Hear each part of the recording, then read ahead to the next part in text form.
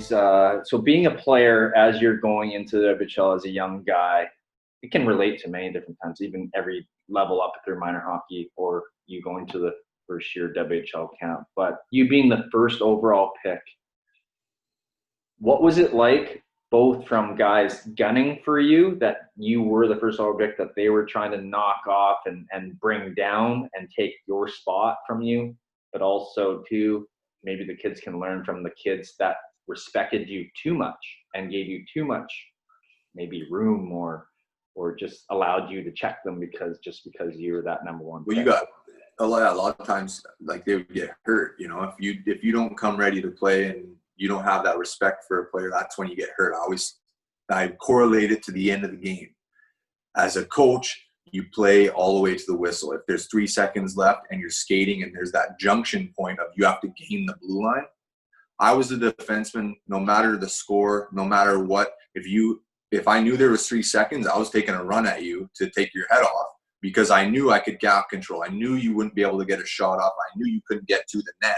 So I was the guy that was taking that risk. And it's a momentum thing. Hockey's always about momentums. Obviously, I did have some discipline issues as far as penalty minutes and all that, but it was also the way I played. So it was kind of I like to say the big man penalties, but really it was don't ever come not ready to play. Otherwise, you're going to get hurt no matter what sport you're playing, especially at the level that I played. And, you know, everyone's always going to knock you. In life, there's going to be people in your corner. There's going to be people that aren't in your corner. I got called a bust. I got called this. I've been chirped and made fun of. It's still happening to me, but I hold myself to a different standard, and that standard is not responding to negativity. I mean, sometimes I do respond, but it's more just, hey, treat people the way you want to be treated. I was the type of guy where my position came with heat. If you wanted to be the leader, the strong defender, guys are going to come after you. Guys are going to try to chop the tree down. For example, somebody runs you, they knock you down, get a little snow on your pads. You know, the benches start talking. That fueled me. I was the ultimate competitor. I actually, that's what I miss the most, is being able to respond to guys, being able to say no to people. Sometimes saying no, not like a business guy where, you know, I'm like, listen, bud, like, but, you know, protect yourself at all times, be prepared to play, and treat people the way you want to be treated. I try my best to tell stories and experiences from my experiences to my players, but you got to make your own path too. Just because I did it doesn't mean you're going to do it. And I've been seeing a lot of internal drive from a couple of my core players in my group, and it's exciting to just be a coach and get to watch them and just give them the step and hope they take the step so they can find success, you know.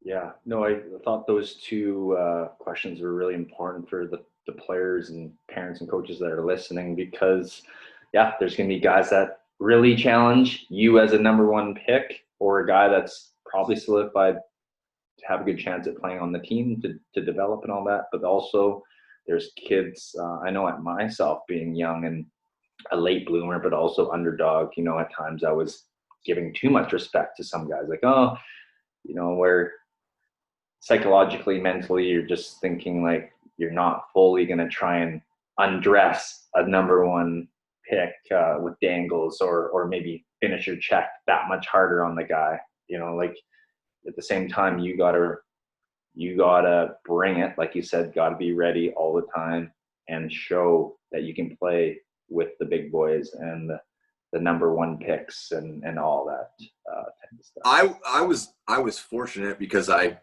an early age, I had great coaching to identify my strengths, and that was what I continued to perfect. And, you know, looking back, I wish I added more aspect of offensive ability and skating and all that stuff. You know, you look at Connor Bedard, he just went first overall the Pats. I had an opportunity to talk to him. You know, that's a lot of pressure. You got to score. Where I was fortunate, I didn't have to score. I had to make sure you didn't score. So there's really, for young players out there, identify with your coach, your skills coach, your parents, what you're really good at, how that makes sense at the pro level. Can you implement it at the pro level, and then keep working on all those other things? Because just because you can't score right now or you don't have good hands doesn't mean you can't keep working on it and they can improve. You know, I've seen a lot of guys that play pro hockey that were doubted, didn't have a chance, and then all of a sudden they kept working, kept at it. And all these guys at the highest level, they all have one thing in common: is the work ethic. That's how they got there. Some guys it's God-given and they can stay there because it's God-given, but most of the guys, for consistency, you have to keep training. You have to keep trying to improve little aspects of your game. And so that would be one piece of advice I would say to all parents: identify your strengths, perfect them, and find your route that way, but add those things that everybody needs to work on something, right? Before we move on about your program here, one last question is, if there are a couple few names that you can mention of guys that were hard to defend for you, guys that were shifty, guys that were, that just found a way sometimes. Was there anyone? Even minor hockey days, like you just remember, wow, this kid is tough to contain? Or if I got you within a stick length, usually I was getting you, or I was getting a piece of you, or I was taking a penalty. One of those things. Yeah. But geez, I got challenged every day by Jordan Eberle, and we had that big brother, little brother relationship. That early and often helped me out as well. Garrett Festerling, I had an opportunity to play with the Festerling brothers all growing up via Delta Hockey Academy with Vancouver Giants, Milan Lucic, Lance Boma, all these guys, Brennan Gallagher. Hey, I was getting challenged every single day. Every time we had a race in a sprint, every time we were at the gym, every time we were on the ice, it was always a competition. And surround yourself by like-minded people like yourself that work as hard as you, and you'll find progress in your everyday. There are so many guys that were dangerous. There were so many guys that were dangerous at the DEL level that should be in the NHL. I say it all the time. Even in beer league, once in a while, I play a little Div 1 here and there. I'm like, man, this guy, it's a shoulda, coulda, woulda. It's who you know, what opportunity was presented to you. Did you take advantage of it at the right time? So many different variables. We all know the crazy percentages. Yeah. I missed. We were going to start this little initiative in Bellingham. Hey, Colten Teubert, one-on-one. Everybody in Bellingham, anybody can beat me, get free lunch. So, hey, I'm always looking for somebody to challenge me one-on-one, still to this day. So, and that's, looking back to in practices or anytime that competition, that's when it gets fun. Because as a scorer,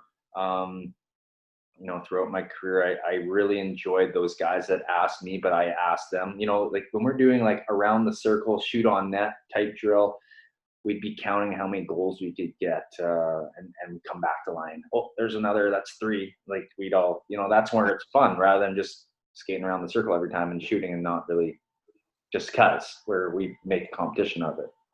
Oh, sorry, I lost my light there. There's a blooper for you. It's on a timer. Hey, that brings me to my next point. We're a non-profit here, hey.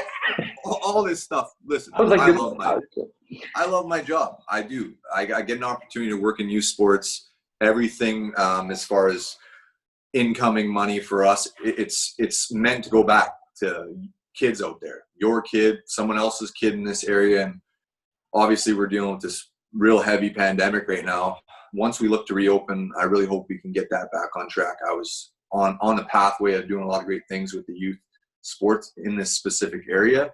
And I just look forward to getting back in my community relation role, which is getting out to schools, volunteering at recess. It was something that we started this year as an initiative. I know you've probably done something similar with one of your teams, reading to kids, etc. Hey, there's nothing better than having an athlete as a role model for these younger kids. Specifically, hey, we have NHL Seattle coming up in this area, and we really want to make sure that we're on top of this with our development in our youth. And hey, wouldn't it be cool? I always say my dream is to win a Stanley Cup. It still is. I don't have to win it personally. Maybe I can win it through somebody else. Maybe somebody I touch or train or get an opportunity to coach for one practice gets to lift it. And that's a lifelong goal. And I think I got at least 40 years of coaching in me, just being 30 here. So I got opportunity to grow, right? Yeah.